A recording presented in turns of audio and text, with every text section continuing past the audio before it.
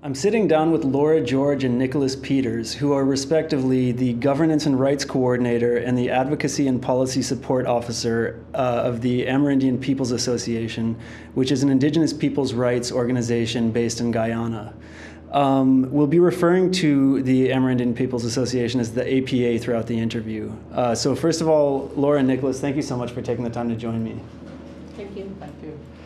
I want to begin by asking you very generally, what does the APA's work look like? The APA's work on a daily basis, quarterly or annual basis, is focused on advocating for the rights of indigenous peoples. We support communities and the leaders in terms of advocating for land rights, rights for respect in decision making, which should come from the application of the right to free, prior, and informed consent. We support communities and what is district council bodies in terms of understanding the governance and supporting the governance structures, where they're able to make decisions collectively at a district level in terms of land use, resource use, environmental monitoring, and aspects of health education and other social areas. And just sort of like a technical question before we really dive in. When you talk about different community bodies and district council bodies, is there sort of a single format, or do you find these bodies kind of having different organizational structures and then you work with them however you find them? They're largely similar because it's largely based on collective rights and collective decision making. So that is where the district council body comes in as a very effective platform for indigenous communities. Where it is for individual villages, though they may vary from time, in different aspects, it largely still goes back to similar governance structures, because it's clearly outlined, for example, in the Amerindian Act 2006, on the functions and the roles of the leadership, the elected leadership, but also generally our customs, our customary way of life as indigenous peoples have been based on our connections to lands, decision making, not as individuals, but always collectively for our, it's always been mostly land rights, but because land rights is the ground and foundation for our way of life and our continuity, that is where the APA has been working with communities. And can we get into the weeds a little bit, like what kind of support does the APA provide to land defenders or to communities in order to, you talked a little bit about free, prior, informed consent. What are your kind of methods and approaches as the APA? Okay, we work probably in two prongs, let's say, for example, with communities, in terms of capacity building, providing information on what policy making, legislative reform or program and projects of government or any other groups that may impact indigenous people's rights. So we work with communities to provide these information, build capacity on what our rights are, so that they're able to articulate what it is that they would like to have respected, what pros and cons exist, and where it may be negative, how to mitigate these. So that is working with the communities and the leadership. The other side to it has been working with policymakers in Guyana to advocate for, aspects or areas where what will be right, what will be the best way to ensure that indigenous people's rights are respected, protected, and what ways can be, there for mitigation. That's at the Guyana level. On the international level, we have taken the work that we do and articulate those at the international forums, whether it's the United Nations Permanent Forum, climate change, and different areas. And yeah, speaking about, two questions come to mind based on what you just said, and they are really two distinct questions, but I'll just put them to you now. I mean, first of all, as you're interfacing with different district level groups and community level groups, and then, simultaneously or, also as part of your mandate, you're interfacing with government agencies. I'm curious about the nature of that role. Like, are ideas flowing up like from communities through the APA to government? Like, what is the nature of the APA's role as an envoy? And well, let me just start there because the other question is really not so related. Yeah. So, in terms of, thank you. Yeah. So, in terms of how information flows from the APA to understand how to advocate for the issues we advocate on, we typically work with communities as well as different APA members, because the APA works primarily in regions 1, 2, 7, 8, and 9. And in these areas, which has the most indigenous villages and communities, in Guyana, we have different APA unit members. So in these different regions, within the villages or within the district, we have our members who are who we rely on to get information, to share information, to get updates on certain projects that APA might be implementing or other partners or the government might be implementing, so that we understand what is happening and whether they're following certain principles that APA tries to adhere to and then tries to advocate for. Primarily on free, prior, and informed consent, the principle of ensuring that villages, communities, districts, or any other indigenous rights holders or stakeholders have information, and appropriate information, as well as the space to negotiate, to share their views, concerns, and make any other recommendations to the government or any external parties. So that's really how we get a lot of our information, as well as working with different village councils, district councils, and other indigenous right holders. Like, sometimes we get information from government agencies, like the Ministry of Amerindian Affairs, the National Two Shows Councils. These are other bodies that we would work with. Although this depends on how our relationship with, primarily with the government side of things, how that is being realized at the time. So sometimes we would have challenges when it comes to reaching out on specific issues, maybe when it has to do with mining or environmental concerns. And so in that case, we do rely on community feedback and feedback from our membership. And I mean, you mentioned sort of taking recommendations to government. Is there a general trend in how you've noticed the government responding to the recommendations that the APA brings them? Okay. It has been a challenge, trying to get the government to respond to recommendations that come from communities. The work that we do with communities is really what makes us being able to speak to what the priorities and concerns are of communities. And the challenge has been where the recommendations have not been taken on board readily. So let me give you an example. We've had a consultation proposal which was developed jointly with leaders, in Guyana on the Amerindian Act revision, on what this process should look like, who should be involved. And this was to maximize inclusion of indigenous peoples and participation in the process, which I think was a very good effort of the communities and the leaders coming together with the APA, the NTC, and different reps. That is yet to be really or fully taken on board and to say, this is a good consultation proposal. We are prepared to work with this. Let us come together and work with it. So the response and that positive response is still not there. Perhaps our latest experience has been in relation to carbon credits. That was, and the sale to HES or the corporation. We raised our concerns in terms of saying, look, these are requirements or safeguards that were still to be met by Guyana. And even though that has not taken place, there has not been effective consultations and understanding or endorsement of indigenous peoples to say we are prepared to be included in the carbon trade. And what recommendations we put out there were not taken on board. Instead, it was there was a pushback as saying as though we were trying to stop monies from coming and that we're trying to stop development and all of these things, which is not true. What we have been advocating for is effective inclusion of indigenous peoples in decision making on the lands and the resources where we live. Yeah. So it has been a challenge.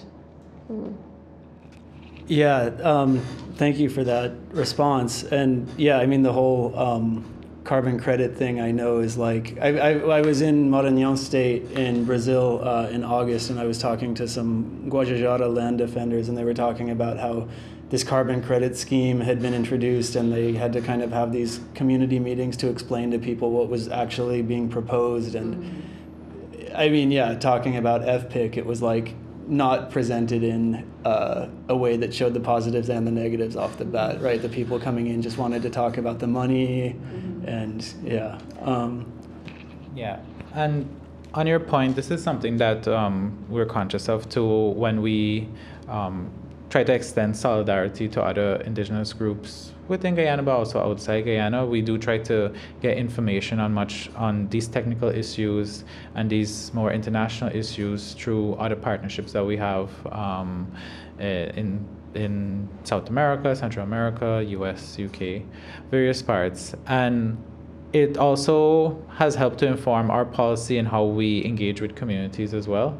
And it's a way of how it's a way for us to extend a network of not just indigenous advocacy and development within Guyana, but understanding the issues that impact indigenous peoples outside Guyana, and to kind of make that connection in terms of the similarities. Because when it comes to carbon credits and carbon markets and all these things, we found that there are similar concerns, issues that are arising from different groups, like you mentioned, the Guajajara. Yeah, and that actually gets at a question that I was planning to ask too, which is I wonder sort of like how much of your organization's work involves with dealing with organizations and communities and other groups who are outside of Guyana's national territory. Well, I think for many indigenous communities in Guyana, especially those who are on the border, there's a lot of fluidity and movement when it comes to their resource management, connections to family or different nations. And so when it comes to how we work with other groups, it's usually informed by those relationships, those pre-colonial time immemorial relationships that continue to this day, even though you may have state borders that exist now. Additionally to that, we do, like I mentioned earlier, work significantly with other indigenous or environmental or forest peoples organizations that help to make that connections with other groups. I think more recently, we were able to participate in New York Climate Week in September of 2023. And so that was a good opportunity for us to extend our network and understand what is affecting indigenous communities like in Africa or Asia, and then also take that information back to when we have our engagements with village councils, district councils at their own meetings. Another question on sort of like the international topics. I mean, you mentioned like one of the UN bodies in one of your previous answers. I wonder to what extent the APA has tried to leverage aspects of international law towards realizing any of your goals as an organization. Well, Guyana is signatory to several conventions and treaties, binding conventions and treaties. So the work that we've done, it has been trying to raise awareness on those very conventions and treaties with indigenous communities, so that we are all, we should be able to collectively invoke these provisions, remind the state of its obligations to protect us as citizens of the country. And also going internationally, we've also used those spaces to remind Guyana that, you are under obligation to respect and protect our rights. So whether it's at the United Nations prominent forum, or whether it's on biodiversity, Convention on Biodiversity, on climate change, and various aspects of where Guyana has obligations. We have supported communities in filing petitions to the Inter-American Commission on Human Rights, seeking urgent measures, precautionary measures for the protections.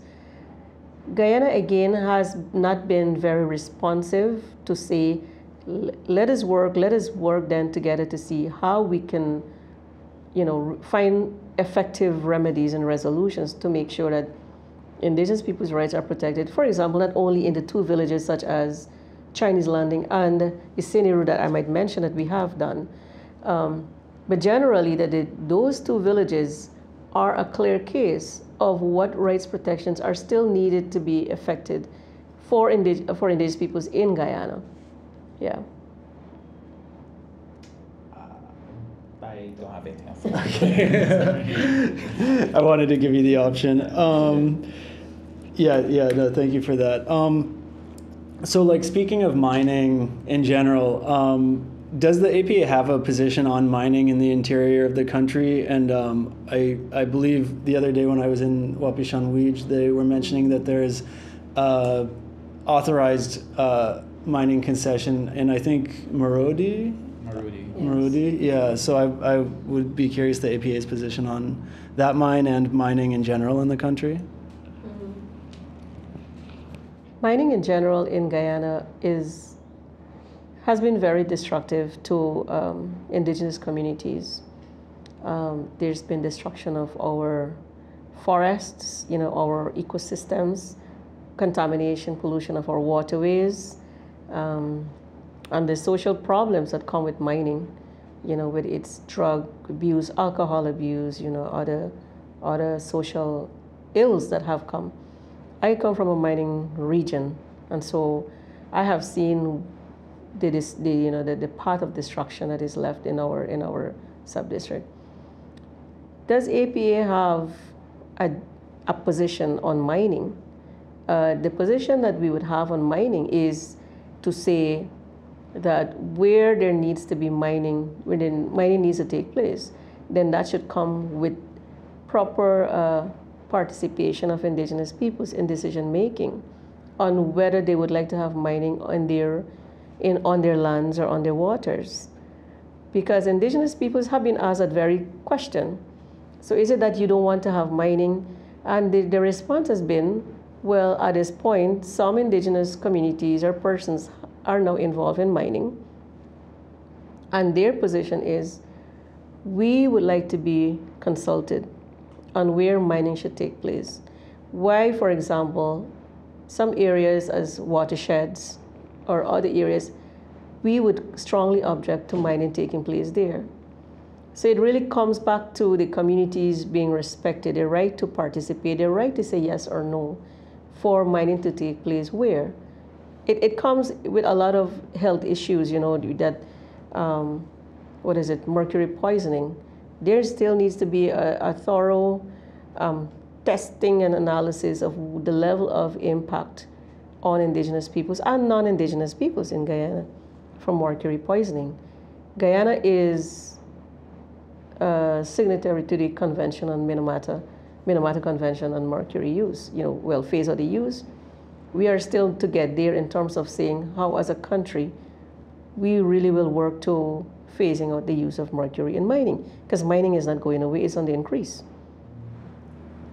Yeah, and just to add to Laura's point on our position, much of it has to do with ensuring that the communities have been consulted on this and that they are their stakeholdership in the whole mining activities that happen is respected and approached on an equal basis. Because the implications of it, especially as Laura mentioned, when it comes to watersheds and health of communities, not just indigenous communities, but other communities, are far-reaching. I think I had worked at APA prior to this position a few years ago, and in one of the main rivers of the country, you can see the difference from, let's say, 5 or 6 years ago to now. and it shows that the increase of mining is happening.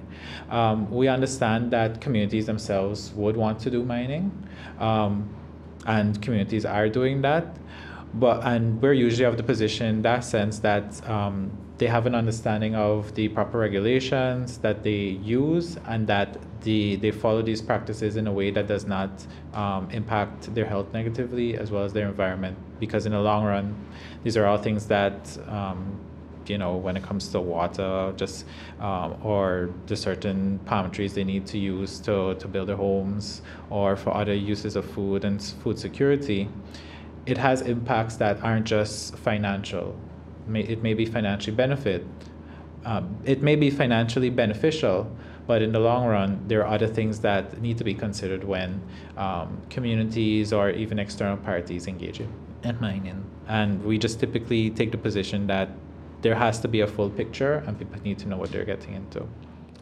If I can just follow up on that, very recently, probably about 2 days ago, the relevant minister in their end-of-year press conference was asked about that particular village of Chinese land and the mining that is taking place there, and their petition to the Inter-American Commission on Human Rights, and what was being done in response to the recommendations that came out from the commission. The minister's response was, any mining that takes place in that community is really upon the permission, right, of the village council, which is not true. Because the mining that is taking place in that community and many other villages or areas such as Marudi, you mentioned earlier, are established there with the permission of the government agency, with no consultation, no consent of indigenous peoples. And as we were pointing out, there are some villages or persons who are engaged in mining with, yes, the permission of the village council, where the village council is able to have a lot more control in terms of monitoring to ensure that there's best practice. And the villages and district councils are very much aware of its implications as well in terms of the impact on the environment and the ecosystem and all of that. So there have been very open discussions in terms of, as we're doing mining as indigenous peoples, what may be alternatives to mining, to support livelihoods. So these are all very prevalent discussions that take place. And that is why the APA cannot have a complete yes or no to mining, because we are very much pragmatic and ensuring that indigenous peoples are given that space. So we advocate for spaces for indigenous peoples to be heard and and be included in decision making, not only in the communities but at the national level. Mm-hmm. Yeah. And in terms of creating alternatives to mining and through other livelihoods, I think it's very relevant when it comes to how we talk about carbon markets and the finance that comes from this type of mechanism. Communities sometimes have to do mining because that's the only way they can sustain themselves. But it's also, a big part of it is also that there isn't value created in other areas like agriculture or maybe another type of sustainable development in fishing or so. And so communities have to go into mining.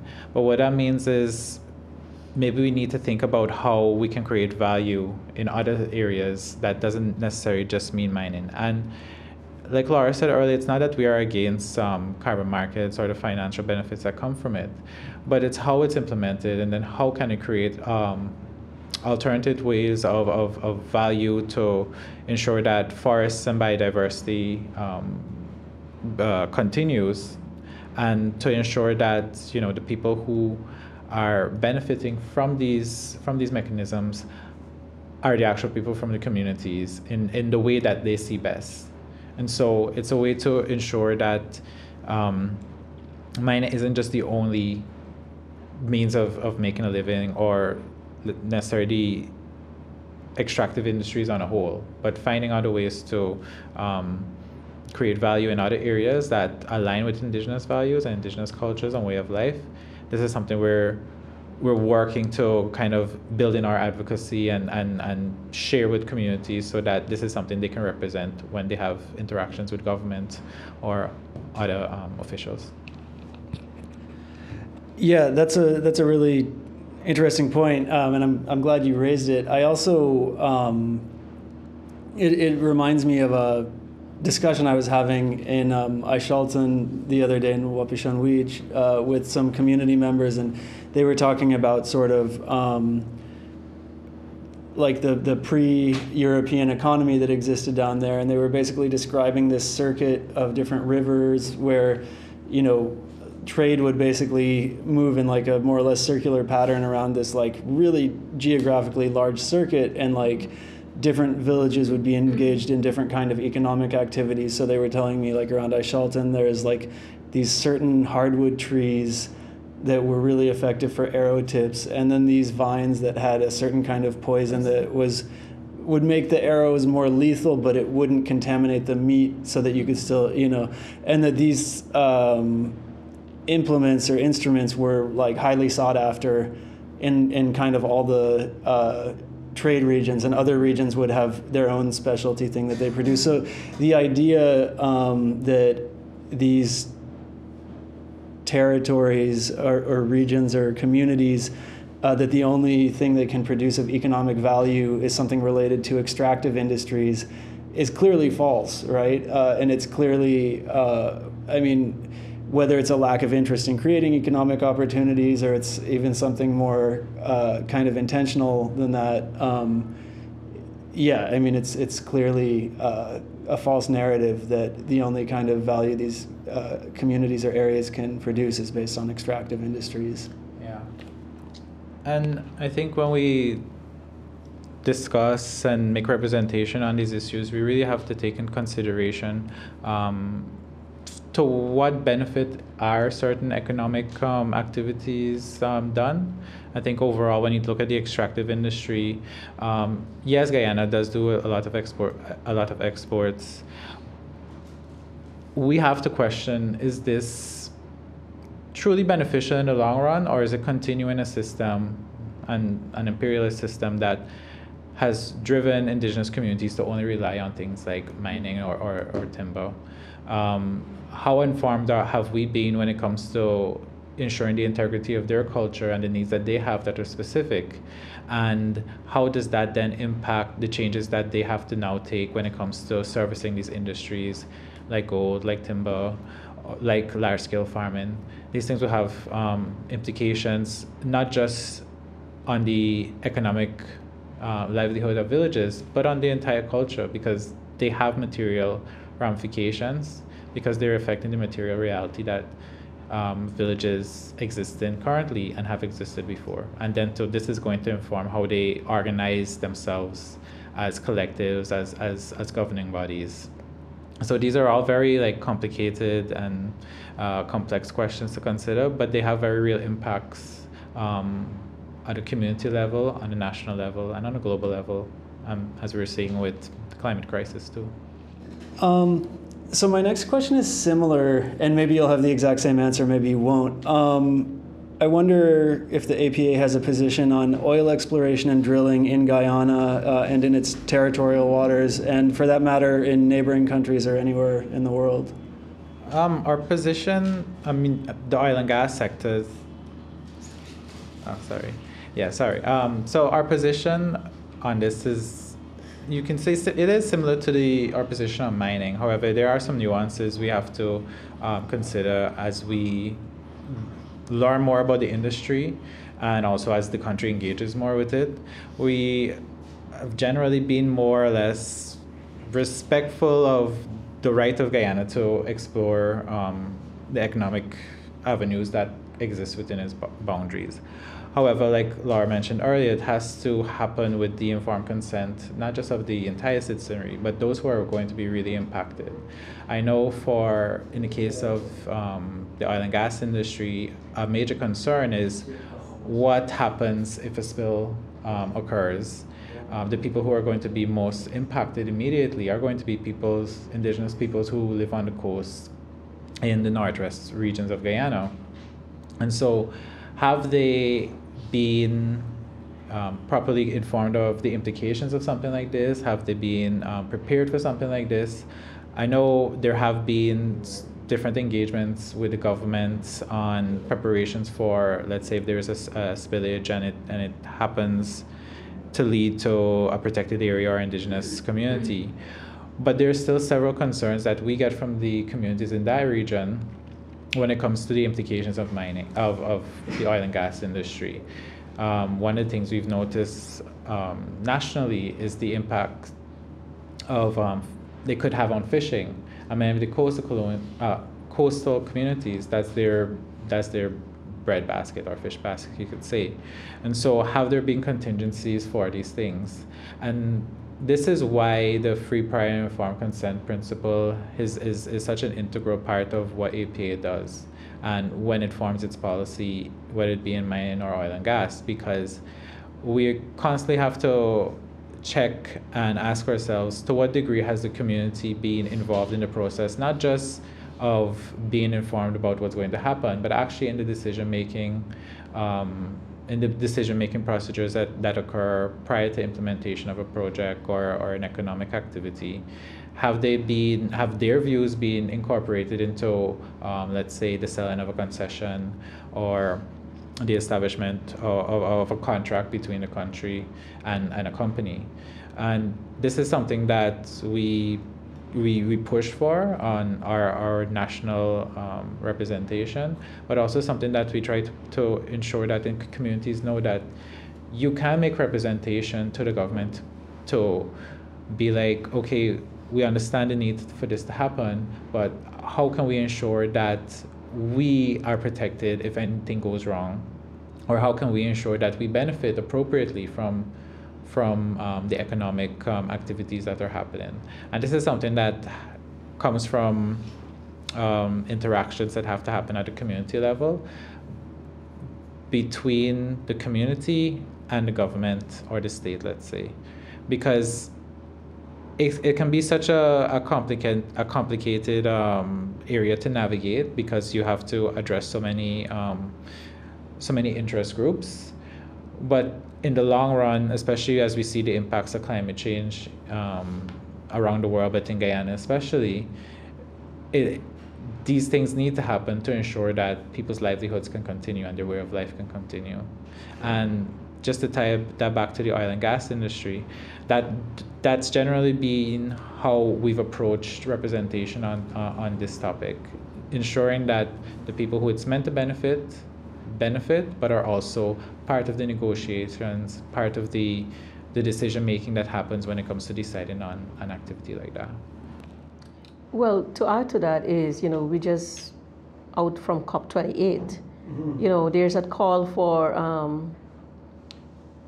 is it a reduction or a complete off with the use of fossil fuels? Guyana has promoted itself as one of the leading voices in keeping the forest standing, fighting global warming, but at the same time now we're engaged in extraction of fossil fuel, oil and gas. So it's this perverse way of saying that we're advocates for against global warming. And while we're looking to do that, we're also looking to have, the citizens of Guyana are still to really understand what our legal framework looks like, to ensure that when decisions are made by the policymakers for all the oil and gas deals, those there is a continued call for enhanced transparency, to have these agreements and these contracts made, laid to the public, that the public understands exactly what royalties we're getting, where they're going. And generally for indigenous peoples, it's worse, where we have no idea of what is happening. We're in Georgetown here. Everything is centralized. The laws that govern oil and gas extraction, the natural resource fund, and all of these things, when it comes to decision making and benefit sharing, for example, indigenous peoples have not been included on what benefits we may want to see coming from oil and gas. Added to that is there is such a large, a rush of, inflow of foreign investment in Guyana. So, and because of the oil and gas, because prior to oil and gas, nobody knew about Guyana, nobody loved Guyanese. Today we are the most sought after, and so with the investment that's coming in, it means there is a lot of hinterland infrastructure, road building, the networks and the roads is increased. At the same time, this is going to lend pressure to indigenous peoples, land rights advocacy, because as indigenous peoples, we are still seeking to have our customary lands recognized by Guyana as our lands that we live on and occupy and that we own up to today as our lands. And that Guyana still needs to recognize and respect that we have a right to decision making on our lands, not only those as confined to title lands, but beyond that within our territories. So it's going to be added pressure on indigenous people's rights advocacy on land rights, decision making on resource use, decision making on the general policy making in Guyana with oil and gas, for example. Yeah. Yeah, and it's something that, just addressing Laura's earlier concern, earlier point about Guyana being seen as this model for green development or sustainable development and in combating climate change, and our role in that as a oil, I don't usually like to say oil producing, but the oil providing country. Yeah. Even within the carbon markets, you have our first sale of carbon credits being done to Hess Oil, and that for us is a bit of a red flag when it comes to our commitments to ensuring sustainable development and the environmental integrity, because you have the same company that is extracting oil is also paying for let's say the forest services that are being provided by indigenous communities. But how involved were communities in deciding that whole deal, that sale, and as well as how were they part of the negotiation to determine how much of that entire sale that they get? I mean, this has far-reaching implications for how communities then go and organize themselves. And when we look at it from a structural perspective, is the benefit, while it might be apparent in the immediate future, is the benefit replicating a system that has put Guyana into the position where it has to rely on oil now? And when I say that, I mean, is it something that is replicating a colonial system? Is it neocolonial in nature? Is it actually diverging from that same history that that put us in the position that we are in now?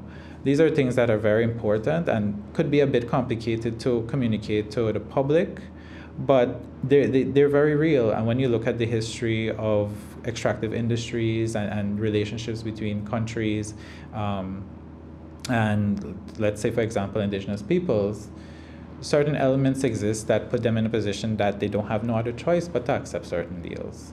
And that's because they've been shut out of the considerations, the negotiations, the whatever else when it comes to the final sale or order that happens.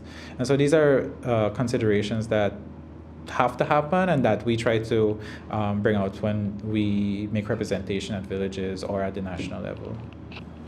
Thank you both so much for all of that really rich response. I want to finish with sort of a follow-up question, which is I wonder if I could either get your take personally or an APA position on the siting of petrochemical infrastructure either in or very close to Georgetown, which I believe is where the majority of the country's population is located. For me, all right, so I live in Georgetown. I work in Georgetown. And my experience over the years, prior to coming to to work at the APA, has been, and it remains like that, is that the general citizenry are not included in decision making. The situation of Guyanese is that our rates of pay in Guyana are extremely low. And so the citizens have to focus, their focus largely now is to find the best ways to put bread on the table for their families. And therefore, the larger decision making or the decisions of policymakers, I think, have escaped the attention and focus of the citizens of Guyana. So for example, setting up such a plant, we have not focused on ensuring that whatever impact assessments need to be done are done properly. And so up to now, we would not know, as I'm saying, the general population wouldn't know whether that has been done and where, if it were done, was it done properly? That we understand then what the impacts can be, what the implications are, and what mitigations we need to take. So to that end, I am saying that a lot of decisions that are made by policymakers have largely gone unchecked. And where there are a few persons who may pay attention, I recall there was, I think, an environmentalist or some sort of scientist was having letters or columns in one of our national printed press and citing those very concerns on where such a plant setup is going to affect our waters, our reservoirs and all of these and the aquifers that are there, which will impact the citizens of Guyana, well, along here, which is a larger population of Guyana. I don't think anybody paid attention to those. And it is alarming because Guyanese really, really need to come up together and pay attention to the decisions that are being made that will impact us, but really not only us, but our future generations. Even as Guyana is, we're saying we're, as Nicholas said, an oil extracting village, oil extracting country. And the propaganda is that it's such a good deal and we're having so much money is coming for the development of Guyana. At the same time, we're also taking loans, like millions of dollars, millions of US or euros in loans, which the citizens have not approved. Again, I mean, because probably how our decision-making system is outlined, that the MPs in Parliament make these decisions, but they don't engage, and there is no form of communication, engagement, commitment, and holding them accountable on these decisions. So, on one hand, we're leaving a country, a land that may very well be devastated for our future generations, that they have all the health problems that may probably pass down through the DNA, and also saddle them with debts that they knew nothing of, that we were not even involved in decision making and agreeing to in the forms of loans. So I know that your questions were largely looking for positive ways in terms of what it's like in Guyana, and probably not as much as there's no environmental defense killings or disappearances or whatever. Guyana, even if we don't have that, our very small population is facing the hard truth that we're very concerned about decisions that are being made. Yeah. And just to kind of build on Laura's point, is that, so one thing I think tend to take for granted is that the name Guyana, it means land of many waters. And, having seen other places, I mean, it's a fact, and I could understand in many ways why indigenous peoples, when they arrive here, gave it that name because of the waters it has access to. And something like a petrochemical plant or something like that would have implications on the waters that we have access to here. The question now arises: how has the citizenry been, or the public been informed about these implications? What are the contingency plans, and how do we ensure that it's actually to the service of the public? Because these are things that I think we tend to see being degraded in a lot of ways because of the private interests that these that these services have to meet. It's either through a multinational company or an international loan agency. Those deals are largely left for the government to handle. But when you walk around in Georgetown on a regular day, you hear people complaining about the economic hardships despite of the economic upturn of the country. I mean, I think right now we're probably, if not the richest, one of the richest countries in South America. But many people say, like, we don't feel that. And I think that speaks to a disconnect when it comes to the projects that are implemented and how the public on a whole is informed about them. And then you could take that on a national level and then also reduce it to a localized level in the sense of indigenous communities or hinterland communities or other local communities that exist in the hinterland, in the interior, or even along the coast.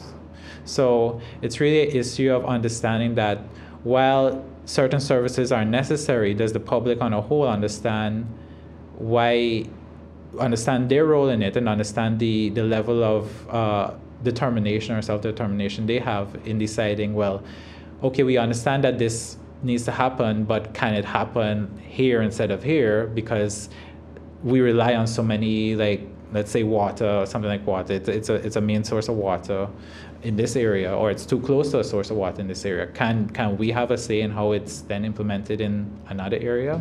So, well, we don't have like a concrete answer on many of these issues, like a yes or no. There are many nuances to it. But because they have these nuances, it's going to have even more far-reaching implications for not just people economic situation, but their health, their families, their communities, their environment on a whole, which, you know, as we kind of close off this interview, that's being seen as other areas in life that add value to people's livelihood. So, yeah, I think I'll just end it there. Well, Laura George and Nicholas Peters of the Amerindian Peoples Association, thank you so much. This has been an extremely informative conversation. Thank you. Thank you for having us too. Yeah. Mm-hmm.